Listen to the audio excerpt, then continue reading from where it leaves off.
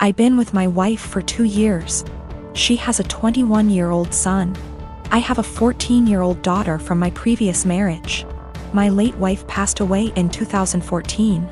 She left a few things for our daughter, including a gold jewelry set. Her mom was devastated she didn't get to gift the set to our daughter on her wedding day. I keep it in my closet since it's expensive and my daughter is too young to have it. I'll hopefully gift it to her on her wedding. We were sitting in the kitchen when my stepson was hesitant to ask me something. We're in good terms but have our fair share of arguments. He said his fiancée was taking something from his mother's and my closet, saw the jewelry set and liked it very much. He asked if he could borrow it so his fiancée can wear it at her cousin's wedding. I found this unacceptable. I told him his fiancée had no business being in the bedroom and that the jewelry isn't mine. It's for my daughter. He asked me if my daughter will agree to let him borrow it if he talked to her. I told him not to even talk about it again. He got all pissed and said things I do not remember. When he and his fiancée were at the wedding, I discovered that the jewelry set was gone. I told my wife and we looked all over the house. I called my stepson to tell him about calling the police because I really thought someone stole the set. He said there was no need, that he borrowed it and will return it after they get back from the wedding. I yelled at him and told him to come back with it right then. I kept calling him till 12 a.m. when he told me to stop calling and that he'd bring it in the morning. I couldn't sleep that night. I felt terrible. In the morning he showed up at 10 a.m. He didn't bring it and started stalling, saying he forgot he'd bring it the next day. At this point it was clear he gifted it to his fiancée and was stalling. I got so mad I told him I will be pressing charges if he doesn't return the set today. We got into an argument. My wife said his fiancée was the one who wanted the jewelry set. But he was the one who took it and it's not even mine, it's my daughter's, which made it worse. Because I'm responsible for whatever happens to it. His grandparents berated me after I told them this and got mad and defended him when I said that I will be pressing charges.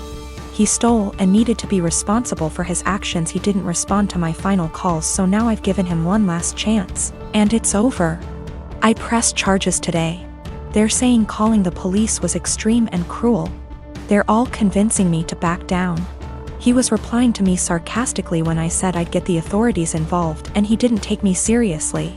His mom said she tried to talk to him, but I had enough of him stalling, hoping I'll just let it go, so he can make his fiancée happy. I feel like an irresponsible idiot. I can't even look at my daughter without feeling frustrated and infuriated.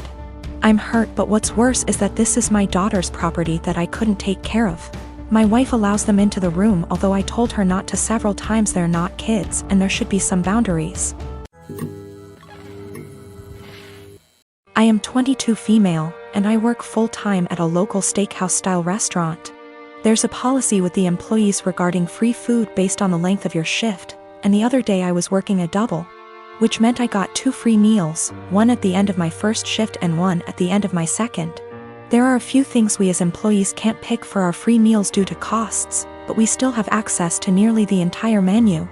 Another part of this policy is that if we pick something, and one of the ingredients required is almost gone, we're allowed to keep our pick and tell the customer that we're sold out of that particular item. This applies to all sides, salads, soups, etc. Usually though, if we say we're out, we really did run out regardless of employee meal picks. Anyways, on the day that I worked my double, we were about 2 hours out from closing and I sat a couple who were on a first date.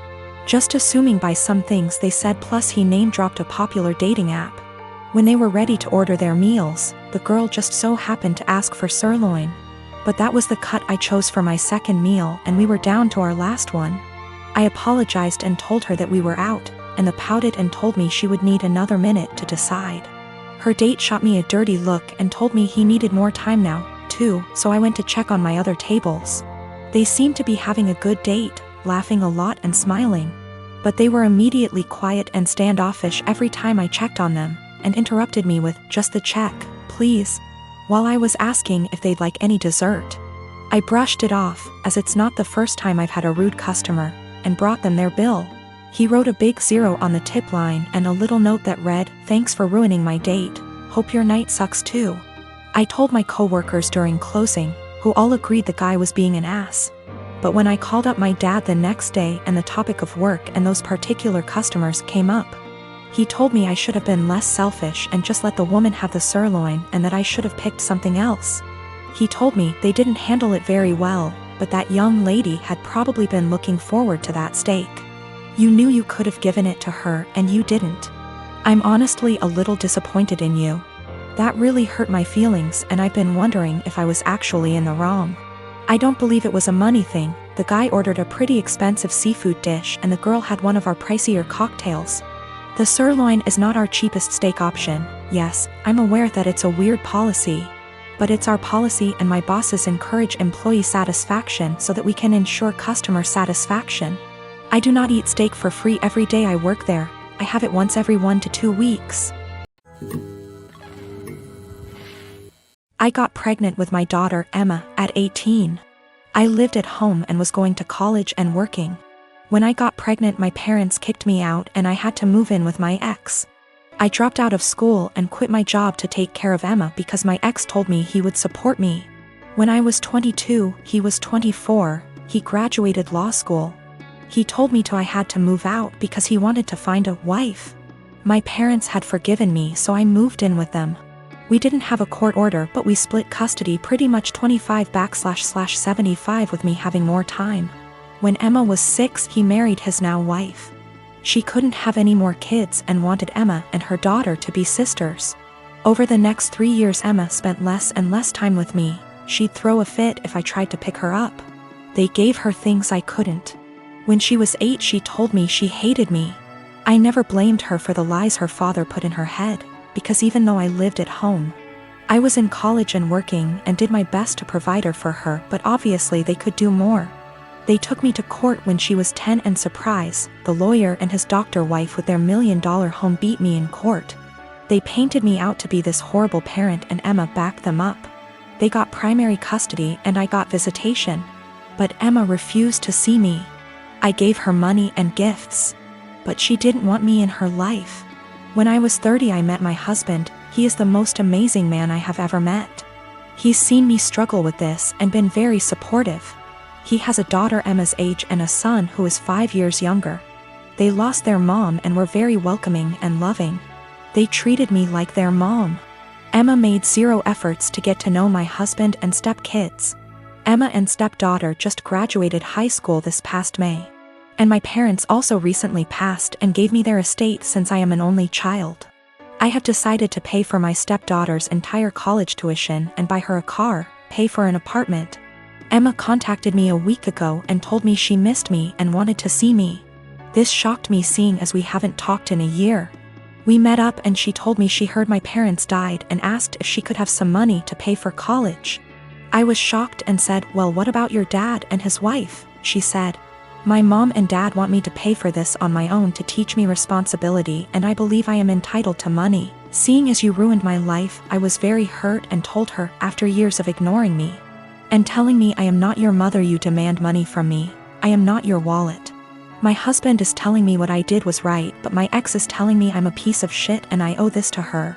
My stepdaughter feels bad and offered her college money because my daughter and her friends have been harassing her. I said absolutely not, that is your money." I got my son a 7K motorcycle for his 18th birthday this past June. My son is obsessed with automobile and loves motorcycles. In his room he has plenty of models and posters of motorcycles of all types. His bio dad passed away when he was just 12, now I'm married to my current husband and he has kids of his own. My husband has always been against my son's interest in motorcycles. He thinks I'm encouraging him to be reckless, distracting him from school and by extension his future, and spoiling him and blowing away money by spending 7K on a motorcycle. This caused some tension between him and my son, so I told him to stop complaining about it. Around 2 weeks ago, my son's motorcycle went missing. We opened a police report but nothing came out of it. It just disappeared. My husband had a smirk on his face the entire time, just walking around saying, "I told you so. You just wasted your money." This was unbearable to hear, to be quite honest. My mother-in-law visited few days ago. She was talking about the other house my husband owns and mentioned seeing a motorcycle. One that's similar to the one that we lost in my husband's carriage while she was cleaning it. She goes to clean that house weekly even though it's empty. My husband plans on giving it to his kids as inheritance.